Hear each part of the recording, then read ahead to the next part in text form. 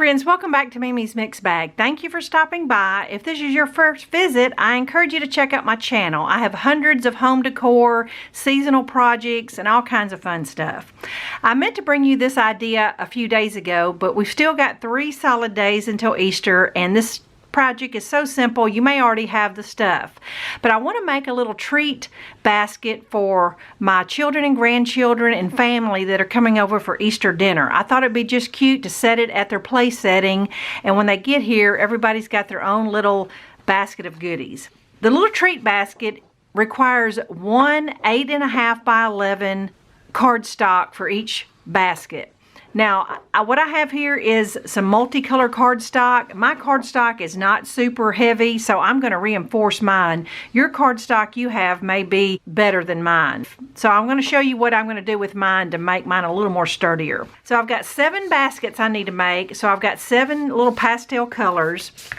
And then I just grabbed some ribbon for my handle. It really needs to be wire ribbon. You could use pipe cleaners or something, but I just think the look of ribbon will look a lot better. And this is some wide, and it matches all my pastel cardstock, so it'll be fine, but any width will do.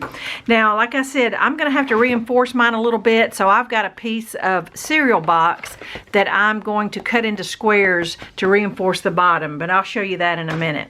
So the first thing we need to do is I'm gonna just show you how to fold the cardstock. I'm not gonna use my scoreboard because some of you don't have one, and you can definitely do this without it. So this is just an 8.5 by 11 piece of copy paper, and I'm just showing you how to fold the cardstock. You're going to just take it and fold it and try to fold it into thirds. You can kind of feel it when you've reached the third mark. It just kind of comes natural. So when you open it up, you have that line like that. Now we're going to do the same thing but the other way. Just kind of roll it until you can feel that it is in the thirds. Now, if this feels uncomfortable to you, you can always take out your ruler and draw a line into the thirds, a third of 11 inches and a third of 8.5 inches. But I just find this is the easiest way. All right, so now what we basically have is a tic-tac-toe board. That's the best way to describe it. And we're going to make 4 cuts to create the basket.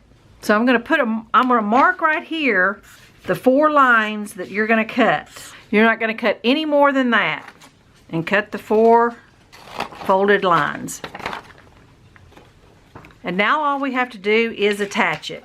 You're going to fold the center part up and meet this part,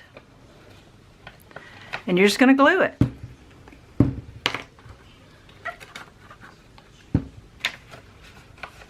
And I kind of glue that little inside flap to the side as well. Stapling is fine if you're going to put some kind of side embellishment on there. Now you're going to do the same thing to the other side. Just glue it in place. And I'm going to glue that little inside flap to the side. You have a little basket now that's just a blank canvas. You could trim it in lace. You could add a handle, put a bow on it. Endless possibilities of how you could decorate this basket. Now what I'm going to do to reinforce it is I'm going to take just a piece of cereal box, and I'm going to cut myself a piece approximately 3 by 3 3/4. You may want to measure your bottom just to make sure, but I've already got some cut, and I'm going to just glue a little cardboard piece down in the bottom. Now I'm going to just take a hole punch. Just depending on how big your ribbon is, I'm going to do a couple holes because I'm using some wide ribbon. It's not going to even show anyway. And now you're just going to add your grass, candy, and tie some kind of handle on it. So I'm going to go ahead and make up my 7 baskets with the ribbon and add the grass and candy and show you how cute these are in just a matter of minutes. All right, friends, it's been less than 30 minutes. I have all of my 7 treat baskets done, and I think they turned out adorable. Since my ribbon handle was floral, that's the reason why I went with the solid cardstock. I would do opposite if I had printed cardstock. I would go with a solid handle.